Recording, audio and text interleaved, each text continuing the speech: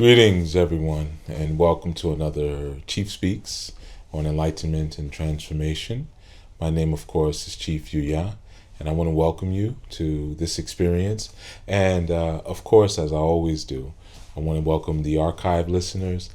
Someone had left a comment on a video, or I think it might have been a Facebook post recently, where they titled themselves an archive student. So I'm going to call that an unofficial branch of the Sadulu House as well, the archive student. So I want to welcome all of you who listen and learn and soak up from the archives, as well as those of you who are listening live right now, and those of you who are on iTunes or whatever, however you're getting it. I know this is a very late broadcast for Chief Speaks, but today has been very eventful.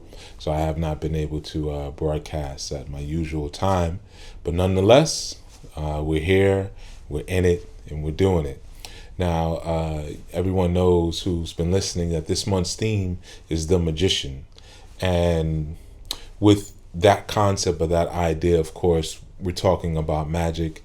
But more importantly, we're speaking about the mindset and the psychology of the magician. And what I want to share from a very simple sense is that a magician is one who understands, acknowledges the subtle forces that move underneath our physical environment. So the magician is one that understands that beyond the crippling restrictions of science, or even the crippling restriction of logic, that there are different components that make up the evolutionary forces of what we call reality. And there is a connection between each force. Now, you acknowledging or accepting or knowing that there is a connection there allows you to move from force to force, or even get one force to communicate with another force.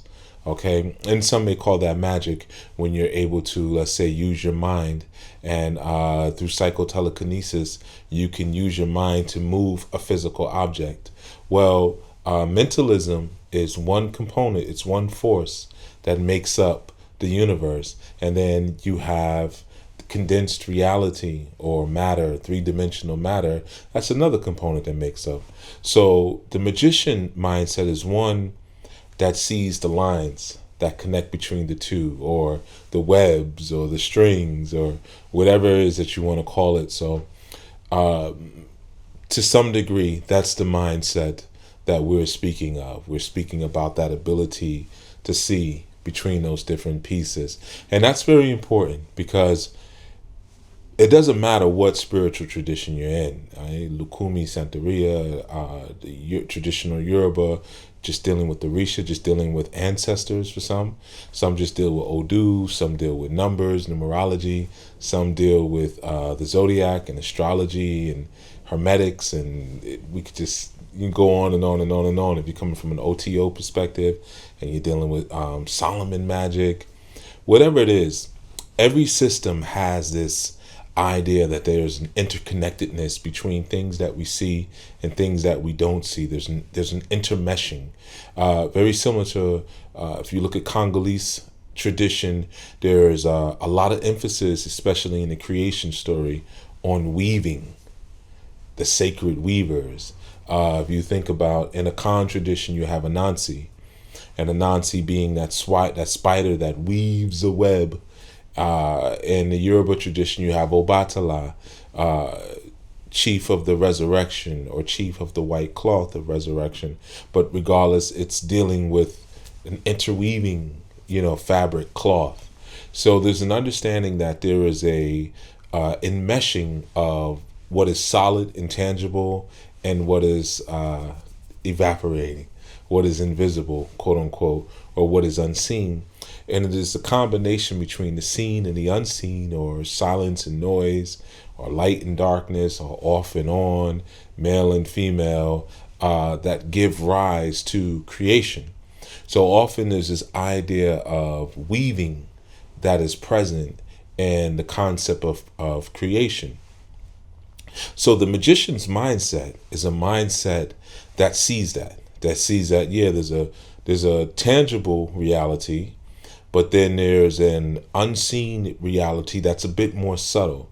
And in order to feel those subtle changes or those subtle nuances or those subtle energies, we have to come with a different eye or a different mindset. So it's really important to make sure that you can differentiate. Now, one show I spoke about the wizard, right? And you have the wizard mindset, you have the magician mindset, and some may even call the metaphysician. They're all the same. The wizard, the magician, the metaphysician, it's the same mind, okay? But clearly to be discriminated and differentiated between that mindset and the priest, okay? One can be a priest or one could be a magician and not necessarily be a priest or a priestess. I was speaking to someone about that yesterday in terms of initiations, and he was noting that I don't push to initiate a lot of people. I do initiations, but I do them when the person is ready to be initiated. But everyone doesn't have what it takes to be a priest or to be a priestess, in essence, to be a minister, to be one who serves the greater community. For some, they really need to work on just the magic of it all. And prior to even getting to the point of acknowledging and utilizing the magic, there's character development. So a lot of times when we step into our magical traditions, the first thing we do is we look for the tricks. We look for and it's a very infantile approach. I'm going to give you this, I'm going to get that. Or if I give you this, it will stave off your wrath. And a lot of that thinking, that mindset, it comes from, especially when you're dealing with indigenous traditions, it comes from external ideas and concepts and influences outside of those traditions. You take a simple word, for instance, like demon, and we take that in the Greek that was Damien. And of course, when many of us think of a demon, we think about the polarity between a demon and an angel, right? And I don't know if you have a friend named Damon, if you would look at them in the same way. But a demon was always classified as being something that exists within another realm or within another dimension. That's all. That was a demon. So in fact, your thoughts could be demons. And this is why, some people would be driven mad by their thoughts. And based on the region, based on the development and the evolution of the people, they could be treated through certain humane treatments, or they could be tortured, or they could be burnt at a stake because of the thoughts that they held in their mind, because these were things, again, seen as coming from an unseen place, and these were the demons. And over through the passage of time, this idea of controlling or trapping or negotiating with a demonic energy, or again an unseen energy, because a demon can be a regular spirit, a demon can be a unidentified flying object, a demon can be an apparition, a demon can be a little person, a bush person, a fairy. These can all be, or a jinn especially, energies that live parallel aside us while we function through our regular physical life. Okay, so sometimes when we get into our magical traditions, we carry over a lot of the socialization, which then affects the way we perceive the magical kingdom, which in all honesty ruins the magic. It ruins the magical experience, because you're coming in with these nonsensical conditions, and a lot of times we'll accept the nonsensical conditions. We'll accept those theorems but we won't really accept the source of the information. I'll give you an example. There's a lot of people that come to me for initiation. They'll accept the idea that if they get an initiation, that their life will be better, or that they'll be imbued with a greater measure of power, or they'll have money, or they'll have a maid, or their children will be safe forever. Whatever it is, these great and grand promises that are usually delivered by the person who first told you to get initiated and who would be financially profiting from that initiation. So that's one step. So you want to be in this tradition. And then now what a teacher of the tradition, like myself, says, okay, you understand, or you are linked and aspiring towards the solution of the ritual, which I'm going to be rich, I'm going to be this, I'm going to be that. But now let's look at the source and the teaching of said ritual, and that they cannot accept. You see, it's the craziness. It's almost like having a superstition that you hold on to tightly. And when someone shows you the basis of the superstition, you don't want to accept it. You don't even want to really know the basis. You just want to hold on to the superstition. You want to hold to the solution, you see. So the magician's mindset versus the priest's mindset, or the priestess mindset, is very distinct, wherein the magician strives to shift the consciousness. And of course, in order to shift the consciousness, it has to understand the psychology. It has to understand what consciousness is. It has to understand what the ego is, what the superego is, or the spiritual ego is, and all these different working components. And the priest seeks more to inspire the person who they're delivering what they're delivering. And you need each one. You need inspiration. Inspiration means to be enmeshed or subdued in spirit. Okay, inspire in spirit, or in spiral. Okay, you can look at it that way. So the idea there is that each component serves a different function, but one may not necessarily have the talent and the acumen for both. You see, and regardless of which one you want to step into, you won't really know if you come in with these thwarted and misconceived social ideas, like, oh, a demon is a problem. Not necessarily. A lot of times we see demons as problems, or you may even see an angel as a problem, because you've projected your own outlook on society onto the spiritual kingdom. So there are things that happen, like there's even a Bible scripture that says, though I would do good, evil is always present.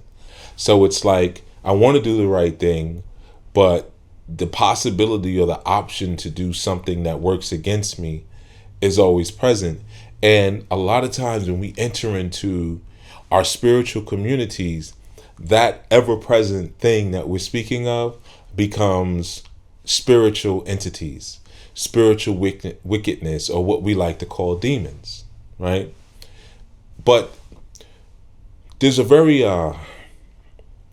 again, almost elementary, childish way of looking at spirituality, where all of the great things that are attributed to life, all of the pleasantries and the enjoyment of life are attributed to God.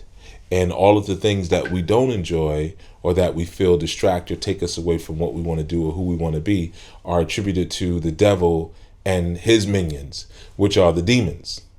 You see, and if something's good, it's God and the angels, or Olodumare and the Orisha, or the Egun. If something is bad, we won't say, because in European tradition, we don't necessarily have a devil, but we do have energies that present obstacles in our path, right? But again, there's a linkage. There's like a law of connectivity.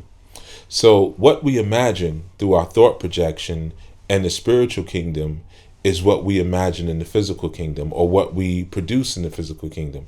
And each can happen on each side. You can produce something here that produces something there. You can produce something there that produces something here. The truth is, in terms of that evil always being present, or again, when we come into the traditions, there's like usually a lot of work that's done around spiritual cleansings, spiritual protections, because there is this constant idea that something is trying to get me, something is trying to destroy me, something is trying to affect my livelihood.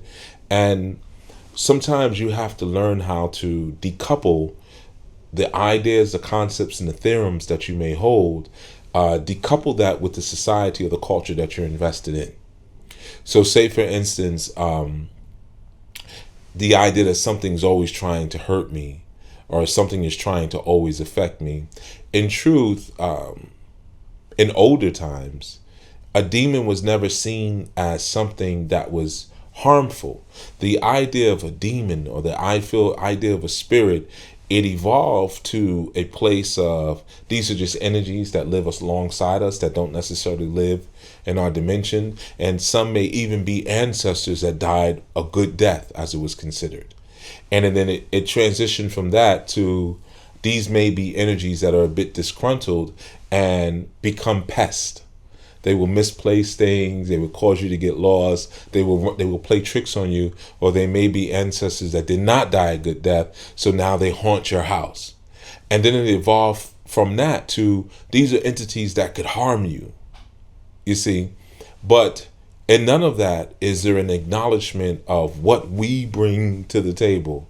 You know, what we bring as adherents, what we bring as humans, what we bring as deities and posturing ourselves as humans. What is it that we're bringing to the table? What is that evil that is always present? Because our perception of the evil that we speak about spiritually is not even really our perception indigenously. It's not what we came up with. It's not what we've always held. You know, this idea of a devil and a demon and it's out to get you, but there's a God and it's angels that are out to take care of you. You see, these are even somewhat recent conventions. If you look at different places around the world, there's always this way that there's ways that evolve to deal with those type of energies. In many of the Asian countries in ancient times, if they put out food or lit incense for these entities, that they could appease them, and these entities would look upon them favorably and leave them alone. You see, and these thoughts and these ideas, they spread. So if we look at some of our own practices as magicians or aspiring magicians, aspiring metaphysicians, even those who are aspiring for the priesthood, how many of these ideas or these concepts do we also hold without question, without examination? Okay, put out a plate of food and a candle for this energy so that your home will be protected. By who? By what? And why would something try to harm my home? Is it my perception and my idea of society that makes me say, well, if society is always trying to hurt me, then the spiritual kingdoms must also be trying to hurt me? And where did that come from? If I have ethnic and geographical origins where my people originated was very harsh, and there wasn't a lot of food, and it seemed like the environment was always working against us, then of course my projection and my comprehension of a spiritual being or a spiritual world would mirror that world. So I would say the same thing. The spiritual environment is full of harmful entities that are out to get me. So I have to do things to appease it. But again, it's when we speak about the duality of your deity, right? So then that would mean that there's a God side with some angels, and there's a possibly equally powerful devil side with his demons. And we just so happen to pick the God side because the God side cares more about us somehow, for some reason. And the devil side with the demons, they have nothing else better to do but to try to make you sad by doing things to you that would make you sad, like giving you a parking ticket or making you have to go to court for taxes you didn't pay, or making you have to go to divorce court for someone that you knew you shouldn't have married, or making your child get arrested or get shot because you didn't teach them properly. You didn't rear them correctly. You know, so there's a devil or there's spirits. And then what happens is when those incidents happen, we take the long way to solution. So we'll say, okay, let me go to Chief Yuya, let me get an appointment and tell him about what happened. And I'll take the long way around. I'll go through the spiritual kingdom to push and connect that physical kingdom. And there may be a nudge. There may be something that happens. But then Chief Yuya will say, well, wait a minute. Tell me about your culture. What did you do? And then that's when there's a stiffening. That's when people don't like me anymore. When I say, well, wait a minute, you might have something to do with this here.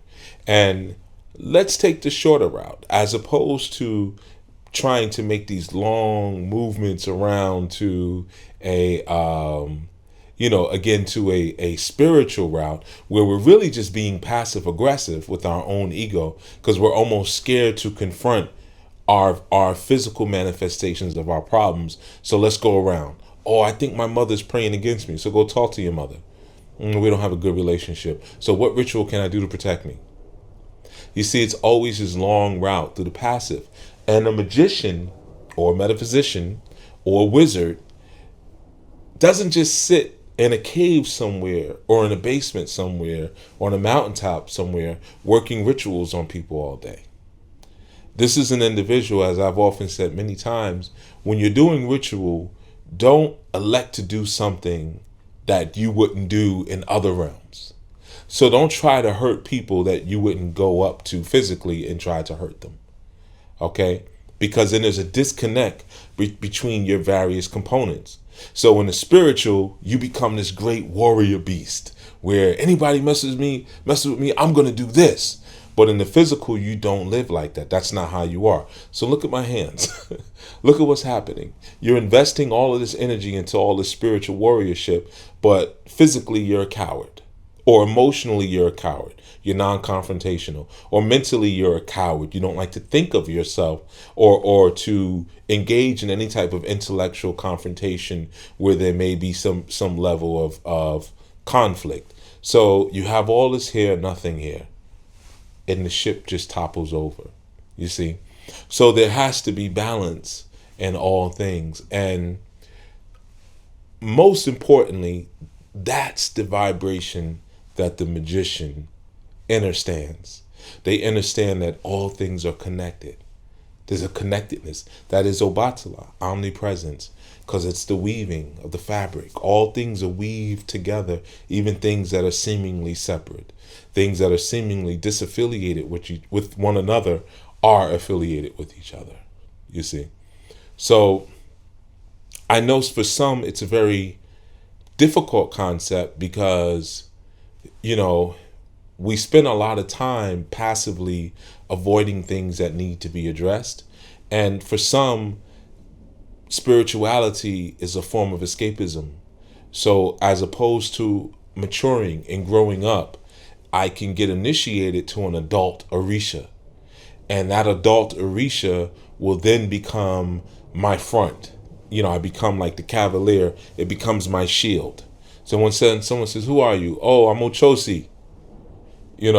But behind the Ochosi mask, you're just someone who never grew up. You're someone who never matured, who never did the things that they were supposed to do.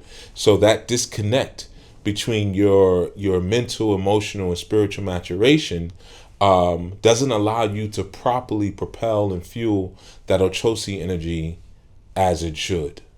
You see, the idea of maintaining entities from another space is also something important I wanted to kind of touch on with you guys. Because it was something that happened not too long ago where I used a phrase with someone which really correlated with what we're speaking about this month with the idea of the magician's mindset, right? There was something that we were organizing, we were working on, and there was a group of individuals who were providing some level of, attempting to provide some level of interference, right? And in the moment, many were saying, they don't know who you are, like as far as me being a priest and the power that I have and all, so it's like they don't know who they're messing with, and some instances that may be the most strategic thing. It may have been strategic just to say some words, but then there's a shorter route.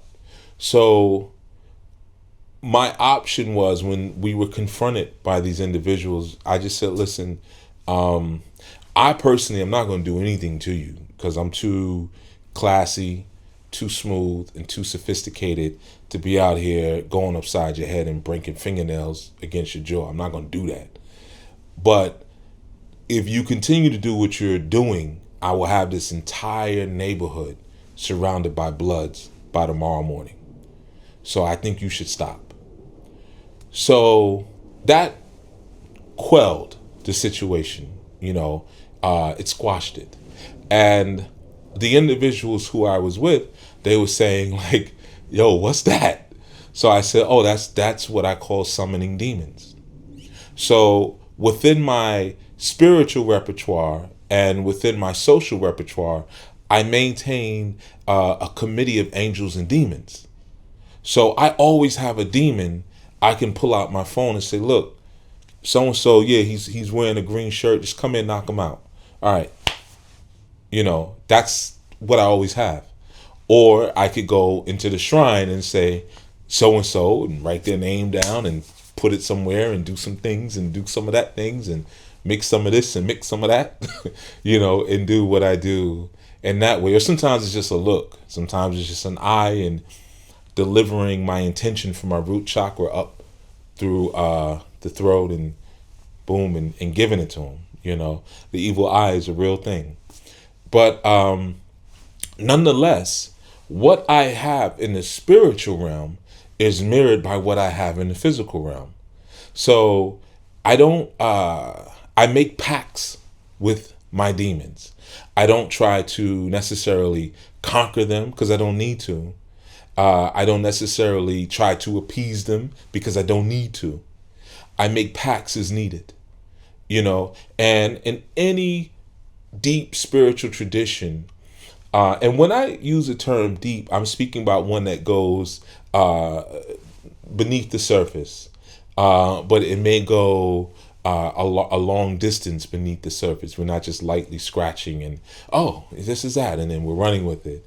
But in any deep spiritual tradition, you'll have this experience of relationships that are created with entities from another space. And some we may call those our astral mates, or we call them our spirit guides, or some may say guardian angels, or whatever it is. But by definition, if we're using the English language, they're actually all demons, because they're archetypes and entities that live in an unseen realm. Okay, so you can summon a demon there, or even in this space where we're also utilizing different rules and different forms, you may have angels or demons that you can summon. And I'm using the term angels and demons just to help some of you out to understand that you may have individuals that will do beautiful things for you in terms of, someone may be sick or going through, and you say, listen, I need you to do some work, pour some libations. It may be the prayer warrior. You may say, maybe a Christian, hey, I need you to pray for so-and-so, because you find that those persons' prayers or their work or whatever works. And then you may have that other side of the person who you can call and say, strap up, or whatever, or I just need someone to come. You might have some goons, basically. And, I need some assistance in this particular area. And, what allows you to the interaction with either side, whether it's the 200 here or the 201 over here, what allows you that interaction with each side of those energies is you're centering on the value of who and what you are. It's your authenticity. It's not the mask of any Orisha or any initiation or any society that you may be a part of. That's not what does it. It's not your lineage. It's your authentic self that allows people to say, or allows those entities to say, okay, we see you. We see the light because you're allowing your authentic self to come through. I mean, how many people have had incidents where they were looked out for because people respected them? And they may have even been in an environment where they didn't necessarily know the rules. They didn't know how to move around. For some people, it may be you may travel out of the country or just out of your local area, and you may be in a space where people function completely different. And to some degree, you may be a little lost, And But because you're coming and you're pure, you're coming with no subversive agenda to do harm to anyone, you'll have individuals in that environment that say, don't worry, I got you. And they become emissaries in that environment. They guide you through that environment. And of course, through that guiding, you learn. You learn some of their tools, you learn some of their weaponry. And when they lead you to the borders and you exit that space, they may say, listen, here's my card, or here's my number, or take this down. If you ever need me, just call me. You see? Well, that's no different than the horn that Oya left for her children. When she said, this isn't really for me. I'm a Buffalo woman. And I just killed my sister wife and everything. So I'm not really acclimating well to this space like I thought I would. So I'm going to go. But if you ever need me, this is how you can call me. You see? And then one begins to see the connectedness between Oya, the buffalo's horn, the dare, the Niger River, the air currents that flow through the water, which Oya is, in storms and so forth. And there's a connection between all of them. And once you develop that authentic relationship, you have a friend. You have, like we say, or Remio, my friend. You may say, oh yeah, Romeo, oh yeah, Romeo, oh yeah, Romeo. Like that's one way that you can call Oya, for instance, or any energy. Remio means my friend, you see? So, or Remi, my friend. So now that I have that relationship, and I know some may say now, oh, I'm going to try that. But if you're not friends with that energy, it's not going to work. You might just try it tonight but you have to develop that relationship. You have to develop that connection. And when those entities say, who is it? You have to know who it is. Now, what does that mean? When you announce yourself, who is present? Who is it? Do you know yourself? So if you don't know yourself, then you can't present your authentic self and really properly interact with those energies. It doesn't work. That's why people who rush for initiation over character development never end up with anything real. They never end up with any real power. They never know how to use their lekes or their power. They don't know anything. They could have just skipped the whole thing and dealt with the character development, because the character development helps me to shape out and define my own borders so I can figure out what the heck I am. So when I'm questioned by an entity, I can say Ani. Ani is if in the Hebrew it would be Aleph, Nun, Yod. Okay, and that last Yod, like you said, it's A and I, but I is Yod, you would say in the Hebrew. So Aleph, Nun, Yod, like Auf, Nun, Aleph, Nun, and then you hold the Yod till you can't anymore. So you would say like Aleph, Nun, Yod.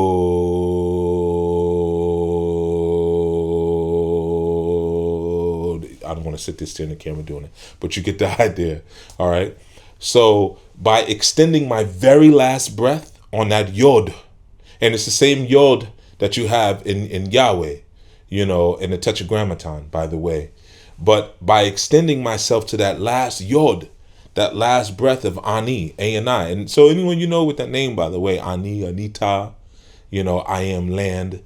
There's a sacred value to that.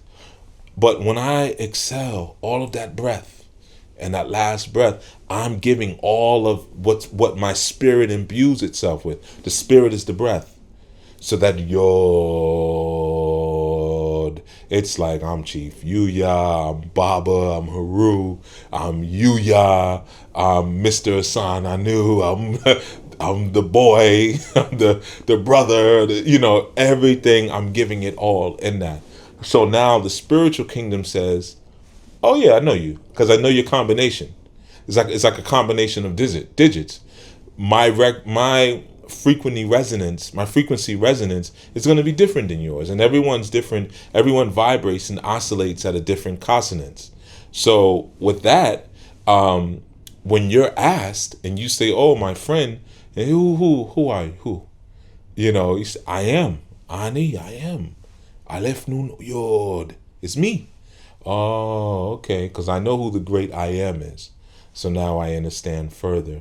And now I can serve you as I should, because I only serve the I am. Demons, Orisha spirits only serve I am. That's it. All others get conned. But at any event, so that's something I want you to keep in mind in terms of the mentality of the magician. And for those of you who are again catching this segment, well, it's coming out late. I want to thank you for your patience and you know, for hanging in there. But it's free anyway, so whatever.